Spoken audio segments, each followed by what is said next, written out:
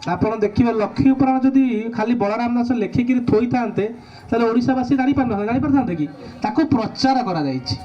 ସେମିତି ଆଜି ଠାକୁରଙ୍କର ମହତ୍ତ୍ୱ, ଆମେ ତ ନେତାଙ୍କର ପ୍ରଚାର କରୁଛେ, କେତେ କଥାଙ୍କର ପ୍ରଚାର କରୁଛେ, କିନ୍ତୁ ଠାକୁରଙ୍କ ପ୍ରଚାର କରିବା ଦ୍ୱାରା ସେ କୃପା କରନ୍ତି।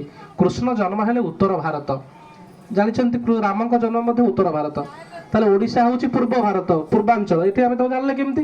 ନା ପ୍ରଚାର ଦ୍ୱାରା। ତେଣୁ ଭଗବାନଙ୍କର କଥା, ଏ ବାଞ୍ଛା ବଟର କଥା, ଶନିଦେବଙ୍କ କଥା, ଏହା ଉପରେ ସତ୍ୟ, କୌଣସି କଳ୍ପିତ କଥା ନାହିଁ।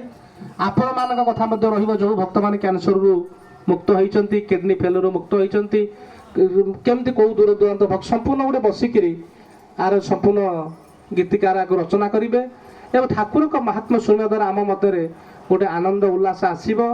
ତାକୁ ସମ୍ପୂର୍ଣ୍ଣ ମିଥୁନ ଭାଇ ଦାୟିତ୍ୱ ନେଇ ତାଙ୍କ ଦାୟିତ୍ୱ, ତାଙ୍କ ତତ୍ତ୍ୱାବଧାନ, ତାଙ୍କର ନିର୍ଦ୍ଦେଶରେ କରାଯିବ।